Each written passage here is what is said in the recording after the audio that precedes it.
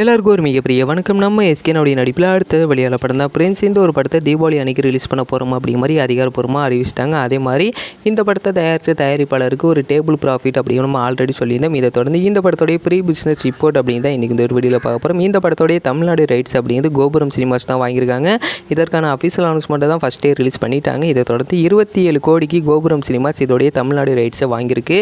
அதே மாதிரி Overseas rights அப்படிங்கிறது ஹாம் சினி அவங்க வாங்கியிருக்காங்க 15 கோடிக்கு. இந்த படத்தோடைய தெலுங்கு ரைட்ஸ் அப்படிங்கிறது விற்கலை. ஏன் அப்படின்னா அவங்களே ஓன் ரிலீஸ் பண்ண போகிறாங்களாம்.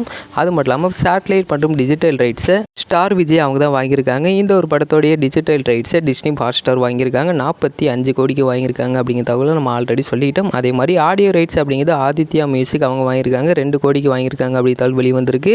இதை தொடர்ந்து ஹிந்தி டப்பிங் அப்படிங்கிறது 10 கோடி, கர்நாடகா, கேரளா, ROI இதெல்லாம் சேர்த்து 5 கோடி அப்படிங்கிறது தகவல் இப்போ வெளிவந்திருக்கு. இதை தொடர்ந்து இந்த படத்தோடைய ப்ரீ பிஸ்னஸ் மட்டுமே 100 கோடிக்கு மேலேயே இப்போ பண்ணியிருக்கு அப்படிங்கிறதால தான் வெளிவந்திருக்கு. இந்த ஒரு படத்தை தயாரித்த தயாரிப்பாளர் கண்டிப்பாக டேபிள் ப்ராஃபிட் தான். ஏன்னா இந்த படத்தோடைய பட்ஜெட் அப்படிங்கிறது 45 கோடி தான். அது மட்டும் இல்லாமல் நம்ம எஸ்கேனுடைய அடுத்த படமான மடோனா அஸ்வினி இயக்க போகிற இந்த படத்தையும் தயாரிக்க போகிறதும் இதே தயாரிப்பாளர் தான் அப்படிங்கிறதாலும் வெளிவந்திருக்கு.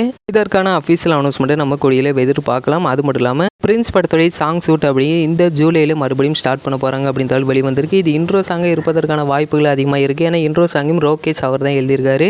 ஆல்ரெடி டானில் ஜலபுல ஜங்கீர் சாங் அவர் தான் எழுதியிருந்தார். அந்த ஒரு பாட்டு செம்ம ஹிட்டான தொடர்ந்து இந்த இன்ட்ரோ சாங் எந்த மாதிரி இருக்க போகுது, நம்ம எஸ்கேனோட டான்ஸ்லாம் எப்படி இருக்க போகுது அப்படிங்கிற எல்லாத்தையுமே வெயிட் பண்ணி பார்த்து தெரிஞ்சுக்கலாம். இந்த ஒரு வீடியோ உங்களுக்கு பிடிச்சிருந்தா ஷேர் பண்ணுங்கள், லைக் பண்ணுங்கள், மறந்துடாம எங்களோட சேனலை சப்ஸ்கிரைப் பண்ணிட்டு கூட பக்கத்தில் பெல் பட்டனை அழுத்திங்க. அப்போ தான் நாங்கள் போடக்கூடிய வீடியோஸ் அனைத்துமே உங்களுக்கு உடனுக்குடன் வந்துக்கிட்டே இருக்கும்.